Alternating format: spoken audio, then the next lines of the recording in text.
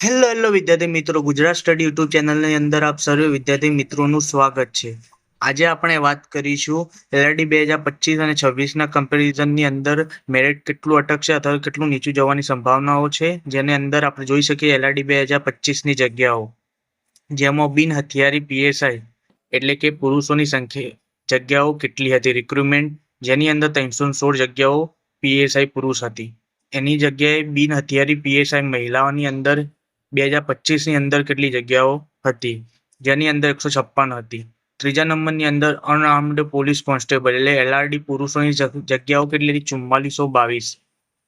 એ જ રીતે અનઆર્મ્ડ police constable મહિલાઓની સંખ્યા જગ્યાઓ કેટલી હતી? 2178. આર્મ્ડ પોલીસ કોન્સ્ટેબલ પુરુષોની અંદર 2212 જેટલી જગ્યાઓ 2025ની અંદર હતી. આર્મ્ડ પોલીસ કોન્સ્ટેબલ એલઆરડી મહિલા, જેની અંદર 1090 જેટલી જગ્યાઓ હતી. એસઆરપીએફની પુરુષની જગ્યા કેટલી હતી 2025ની અંદર? તો 1000 હતી. જ્યારે જેલ સિપાઈ પુરુષની જગ્યા હતી 1013. એ જ રીતે વાત કરીએ જેલ સિપાઈ મહિલાઓની જગ્યા 85 હતી. એમ મળીને એલઆરડી 2025ની અંદર કુલ 12472 જેટલી જગ્યાઓની પોલીસ ભરતી થયેલ હતી. આ કમ્પેરિઝનના આધારે આપણે વાત કરીશું મેરિટ નીચું જવાની સંભાવના કેટલી. તો એલઆરડી 2026ની જગ્યાઓ આપણે નજર કરીએ. પીએસઆઈની પુરુષની જગ્યાઓ 659 જેટલી જગ્યાઓ આ વખતે હતી. પીએસઆઈ મહિલાઓની જગ્યાઓ 129 જેટલી હતી. જ્યારે પીએસઆઈ જેલ ગ્રુપ 2, જેની અંદર આ વખતે મહિલાઓની નથી જગ્યાઓ, ફક્ત પુરુષોની જગ્યાઓ છે, જેની અંદર 70 જગ્યાઓ રહેલી છે. અનઆર્મ્ડ પોલીસ કોન્સ્ટેબલની અંદર આ વખતે પુરુષ પ્લસ મહિલા એટલે કે અનઆર્મ્ડ એટલે કે બિન હથિયારી પોલીસ કોન્સ્ટેબલની પુરુષ પ્લસ મહિલાની જગ્યાઓ કેટલી હતી? 2026ની અંદર રિક્રુટમેન્ટ થયેલી હતી 6942 જેટલી જગ્યાઓ.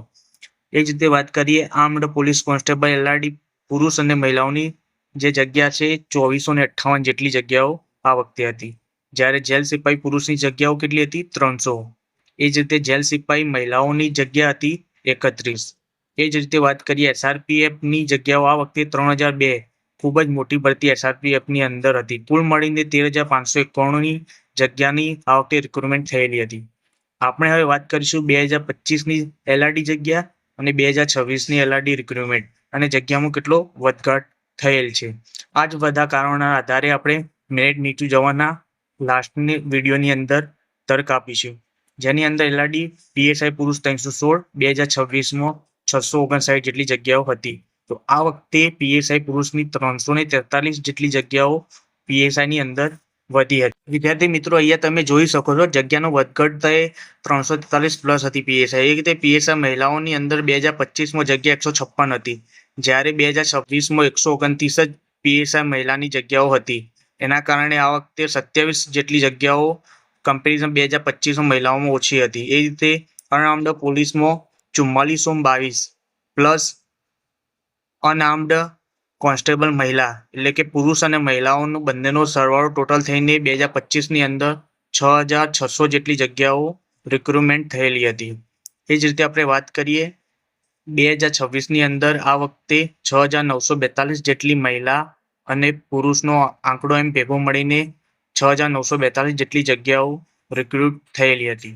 જેના આધારે કમ્પેરિઝનના આધારે કહી શકાય 2025 અને 26ની જગ્યાએ આ વખતે 942 જેટલી જગ્યાઓ અનઆર્મ્ડ એટલે બિન હથિયારી મહિલાઓ અને પુરુષોની જગ્યાઓ વધી હતી.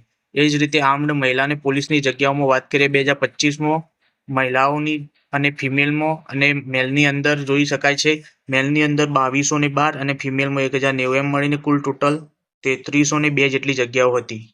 એ જ રીતે આપણે વાત કરીએ 2026ની અંદર આ વખતે આર્મ્ડ પોલીસ 2458 જેટલી જગ્યાઓ હતી. ઘટની વાત કરીએ તો 844 જેટલી જગ્યાઓ આ વખતે ઘટી હતી. હવે આપણે વાત કરીશું જેલ પુરુષની અંદર કેટલી જગ્યાઓ 2025માં રિક્રુટ થઈ હતી. તો 1013 જેટલી જગ્યાઓ હતી. એ જ રીતે 2026ની અંદર પુરુષોની જગ્યા 300 છે. એ જ રીતે જોવા જઈએ તો 713 જેટલી જગ્યાઓ આ વખતે ઘટી છે. એ જ રીતે જેલ મહિલાઓની જગ્યા 85 હતી 2025માં, 2026માં 31 છે. તો આ વખતે 54 જેટલી જગ્યાઓ મહિલાઓ જેલની અંદર વધી છે. એસઆરપીએફની 2025ની અંદર 1000 જેટલી જગ્યાઓ હતી. તમે અહીંયા જોઈ શકો છો કે ફોકસ કરો કે એસઆરપીએફમાં 1000 જગ્યાઓ હતી, જ્યારે આ વખતે 3002 એટલે ધરખમ વધારો આ વખતે એસઆરપીએફમાં થયેલ જોઈ શકાય છે 2025ની સરખામણીએ. એટલે કે 2002 જેટલી જગ્યાઓ આ વખતે વધી છે. તો કુલ ટોટલ 2025ની અંદર 12,472 જેટલી રિક્રુટમેન્ટ ભરતી થયેલ હતી. આ વખતે 13,591. એટલે કે અંદાજ તમે જોઈ શકો છો 2025ની સરખામણીએ 2026ની અંદર ભરતીની જગ્યામાં વધારો થયેલ જોવા મળેલ છે. અંદાજો પ્રમાણે તમે જોઈ શકો 1500ની આજુબાજુ એક આંકડો જોઈ શકાય છે, જેની અંદર તમે 2026માં જગ્યાનો વધારો થયેલ જોવા મળે છે. તમે જોઈ શકો છો 1500 જેટલી આસપાસ જગ્યાનો વધારો થયેલ છે. હવે આપણે વાત કરીશું LRD 2025ની અંદર અને 2026ની અંદર શારીરિક કસોટીની અંદર કેટલા વિદ્યાર્થી મિત્રો ઉત્તીર્ણ એટલે કે પાસ થયા હતા. તો LRD 2025ની અંદર તમે જોઈ શકો છો 2,47,800 જેટલા વિદ્યાર્થી મિત્રો રનિંગની અંદર પાસ થયેલ હતા. જેની કમ્પેરિઝનની વાત કરીએ તો 2026ની અંદર જોવા જઈએ કુલ ટોટલ 2,63,000 જેટલા વિદ્યાર્થીઓ રનિંગની અંદર પાસ થયેલ હતા. એટલે કે ફિઝિકલ રીતે શારીરિક કસોટી ઉત્તીર્ણ થયેલા હતા. એમ મળીને ટોટલ તફાવત જોઈ શકો 15,200 જેટલા વધુ વિદ્યાર્થીઓ આ વખતે 2026ની અંદર પાસ થયેલ છે. જેની અંદર તમે જોઈ શકો છો @ગુજરાત સ્ટડી અમારી ચેનલને તમે લાઈક કરો, શેર કરો, વિડીયો ગમ્યો હોય તમે સબસ્ક્રાઈબ કરવાનું ભૂલતા નહીં. આ જ રીતે અવનવી અપડેટ અમારી ચેનલ પર મળી રહેશે. હવે આપણે વાત કરીએ LRD 2025ના પેપરનું લેવલ અને LRD 2026ના પેપરનું લેવલ. તમે જોઈ શકો છો LRD 2025ની અંદર પેપરનું લેવલ છે એ ખૂબ જ અઘરું હતું અને અઘરું હોવાની સાથે સાથે એ લેન્થી પણ ખૂબ હતું. LRD 2025ની પેપરની અંદર તમે જોઈ શકો છો કે બધા જ વિદ્યાર્થી મિત્રોને પાર્ટ એની અંદર ખૂબ જ પ્રમાણમાં 40%નો ક્રાઇટેરિયા પૂરો ન હોવાના કારણે ફેલ થયા હતા. એ જ રીતે આપણે વાત કરીએ LRD 2026ની અંદર પેપર સરળથી મધ્યમ એટલે કે મધ્યમ લેવલ એટલે કે મોડરેટ લેવલનું ગણી શકાય. પરંતુ જેની અંદર આ વખતે પાર્ટ બીની અંદર વધારે પ્રમાણમાં ફેક્ટ પૂછાયેલ હોવાથી LRD 2026ની અંદર પાર્ટ બીમાં ઘણા બધા વિદ્યાર્થીઓ ફેલ થયા હતા. વિદ્યાર્થી મિત્રો તમે જોઈ શકો જનરલનું મેરિટ 2025ની અંદર 132, જ્યારે લાસ્ટ SRPF જનરલનું મેરિટ 120.75 જેટલું અટક્યું હતું. જેના આધારે આપણે કહી શકીએ આ વખતે જનરલ 2026નું મેરિટ કેટલું જશે એ તમને અંતમાં જણાવીશ. લાસ્ટ SRPF જનરલ કેટલું જશે એ તમને આ વિડીયોની અંદર આગળ જોવા મળે છે. હવે તમે જોઈ શકો છો અહીંયા @ગુજરાત સ્ટડી યુટ્યુબ ચેનલને સબસ્ક્રાઈબ કરો, લાઈક કરો અને શેર કરો.